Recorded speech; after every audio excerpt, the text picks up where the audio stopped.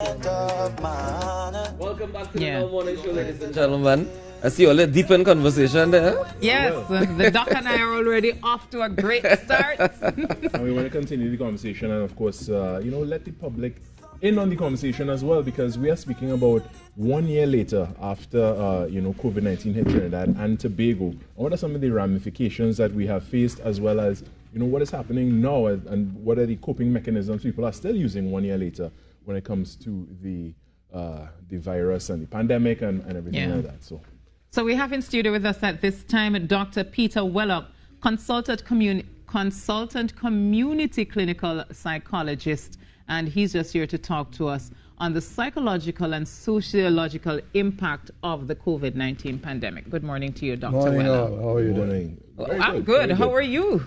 I'm doing well enough, given the circumstances. You have to recalibrate what is good. And you sound Jamaican. Well, I'm very Jamaican. So oh my God, I had that accent can't hide. I've been here 12 years, so, it's not like I'm a fresh so I'm a year behind you. I'm here 11 years. Yeah, there you go. Hey, well, welcome, man. Big up your whole self. That was a safe. You noticed that on my mask, right? No, well, you notice I'm 6 feet across from you. Yeah, and I'm speaking in that direction, so I'm not sharing as much air. I'm very careful with this thing. So am I. Very, very careful. So am I, because my medical list is a tad bit long, So we have to watch out for each other. Right. But, Doc, we're here to talk about how the pandemic has affected people, especially psychologically. Because I think when we just started, when March, April, May, June, I'd even say to July, nobody was really paying attention to how people were coping mentally.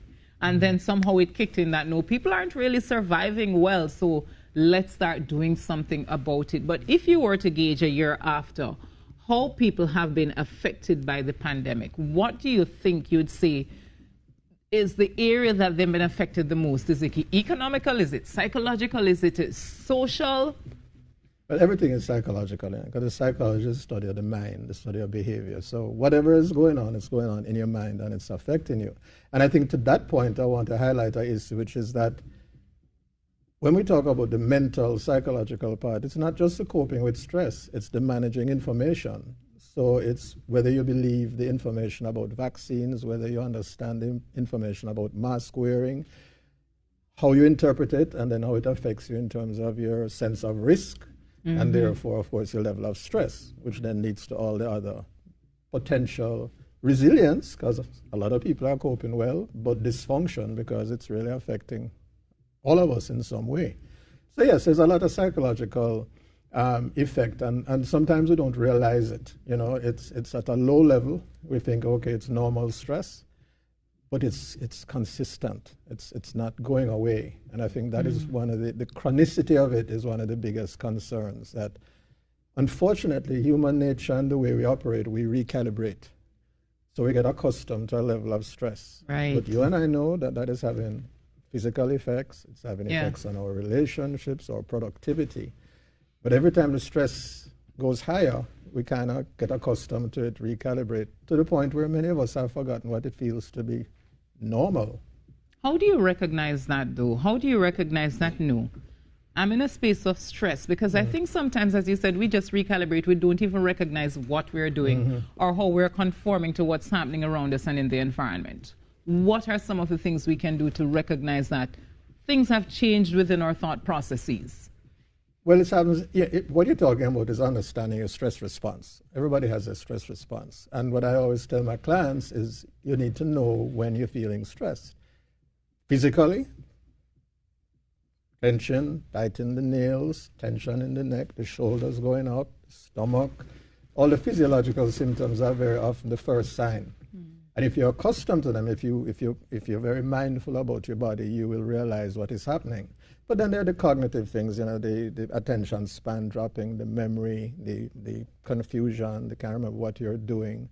And then, of course, there are the emotional sides, the sadness, the anxiety, etc. So we all need to know our response cycle and then learn to monitor it so that we can catch things earlier and we don't recalibrate to just stuff it down, accept it, and wait for the next level of stressors. So We all have to know our response cycles, and as we do that, our response patterns, we can manage and monitor more effectively. But doctor, you said, with this situation in particular, there's a chronicity to the level of stress that everyone is collectively going through. Now, when you become so accustomed to a certain stressor, how do you even begin to identify within yourself that you are indeed stressed and you are, you're pretty much recalibrating? How do you start to identify some of these so-called markers then that, you need to do something for your own benefit and mental health? Well, as I said, it begins with first understanding your response and being able to monitor how you're feeling on a day-to-day basis. But then there are the external factors. If you notice your productivity level is going down, or you're interacting with people differently, more impatient or whatever, then you can understand what is going on. Many people don't connect that with stress. They connect it with stuff happening in their life, etc. Yeah. But it's a stress response. So it's very much a function of monitoring that. And because of the chronicity, we also have to get support. So, feedback from the people around you, your co-workers, your family. Listen to them. If they tell you you're being miserable, don't just say, well, it's because of you. You stop and say, okay, am I getting a little more miserable? Am I being a little more impatient with the children? What is really going on? Is it really the children or is it something else? And can I talk my way back from that edge of overreacting? Right. So there are a lot of strategies that we have to, but we have to first appreciate the importance of them. And I think we don't appreciate how important it is to manage our mindsets, to understand our stress levels and cope with it. Because this is going to be a chronic situation. This virus is going to have variants. It's going to continue. We're going to have to deal with it for a long time to come. And that makes people really uncertain and anxious. We don't have a sense of control. And unfortunately, when we get into that zone of feeling like things are outside our control, we start doing things not necessarily healthily to take control. Right. We either avoid and deny what's happening, or we overreact and try to get, and that's why we get a lot of conspiracy theories. People are trying to make meaning of things that they just don't understand. So the public health, messages are very important. PAHO, of course, has been talking, and the Ministry of Health has done a lot of work. One of the more important initiatives recently is Find Care TT. I don't know if you've heard about that, but that's an online website that allows anybody in Trinidad and Tobago to identify and access mental health services. Yes. Services for children, adults, domestic violence, substance abuse, all of which are problems that increase during the pandemic. Right. So there's been some good things coming out of it, a lot of more community networking, families connecting and talking with each other, checking in on each other. Right. But we're going to have to make that a new normal of operating and not just something we think we're doing until summer when we have vaccines, because as we're hearing worldwide, that's not an easy fix or an easy answer. Right. And Doc, you spoke about, our ability to process the information that we are getting. What are some of the things that we can do, to manage that? Because as you said, we are in a situation that's new to many of us, never experienced a pandemic before. And here we are being bombarded with information and have to siphon through it, go through to see what's true, what's false, what's applicable to our lives. How can we manage that so that we don't get overwhelmed? It's really a balancing act, because when you're under stress, you become hypervigilant. You want to know everything that's going on around you. And unfortunately, you're therefore picking up data from unreliable or inaccurate sources as well as accurate sources. So we really have to manage our input. The scattershot thing we do on social media, where every post, everything, some people take them all as gospel and facts. It's stressful because it's not all true. Yeah. So manage your input. Literally, make your choices about what you're going to read, who you're going to check in with. Some of us feel that means that we're being controlled by those media, but you have choices. So choose where you're going to get the information from. Don't engage in toxic conversations that are just going to stress you out. Be very purposeful about it. Now, that's easier to say than do, because we're under stress. Under stress, you're vigilant. So you really have to manage that. So you manage the sources of the information. You reach out and have conversations with people who are going to be constructive and productive. Avoid all the chaotic things. And then, of course, you have to develop your own plan for the future.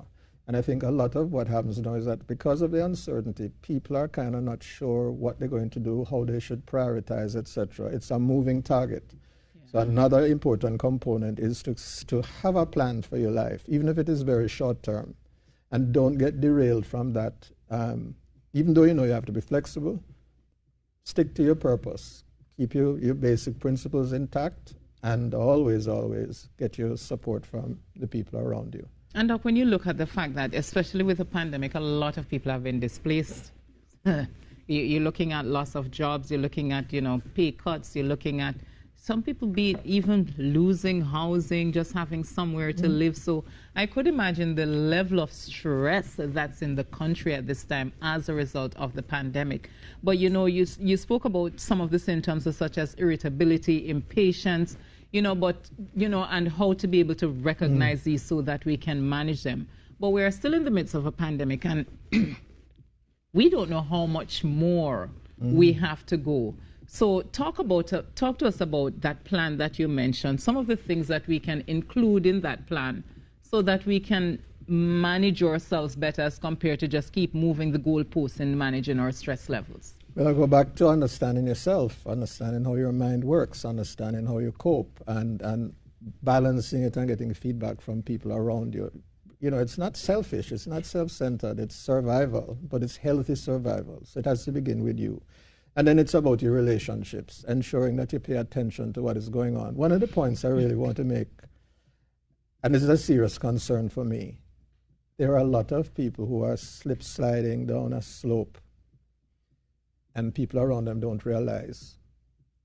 And I'll just give you an example. If the person has always been kind of observant and vigilant of what is going on, okay, that's within a normal range.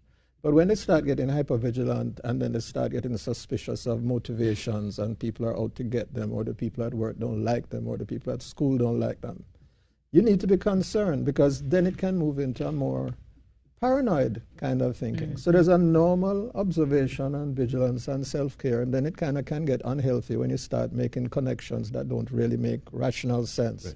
And then, unfortunately for some of us, it goes to the extreme of becoming paranoid. The same is true for other things like sadness and depression. Sadness is normal. Everybody's going to feel sad. Everybody's going to feel a little depressed when you look at things around you. That's normal. Yeah. But when the depression becomes like overriding and you're not able to function and the person can't go to work, or they start looking disheveled, or they start talking about being hopeless, all of these things are signs that this is becoming problematic. What do you do when you get to that stage? When you recognize if you are realizing that you are getting to that stage, you need to talk to somebody. But the problem is that very often you don't realize it because you've recalibrated and it has become a new normal. And this is why we have to support each other. This is why being caringly concerned and connected with the folks around you is so critical. Don't take for granted that they say they're okay. Listen to them, pay attention, check in regularly, because we need each other. And I would just like to add also that peer support is also critical for the prevention part. How many of us pass people who are not wearing the mask, or wearing the mask over their mouth? I mean, what do they think they're blocking? It's going in through their nose. They're higher risk now. Right. Under the chin. We don't say anything. We really need to have a protocol that allows us. No, but most of us don't. When you talk, people are afraid that somebody will take it personally. They're afraid that people will feel insulted. They can't deal with the hassle. But that is leading to infections. We really need to have, and I'm going to say it here, we need to have, and I don't know if it's been done, so I might be unaware, but has Machel written any lyrics about this? Bungie, Voice, Second Star, any of these folks are so creative.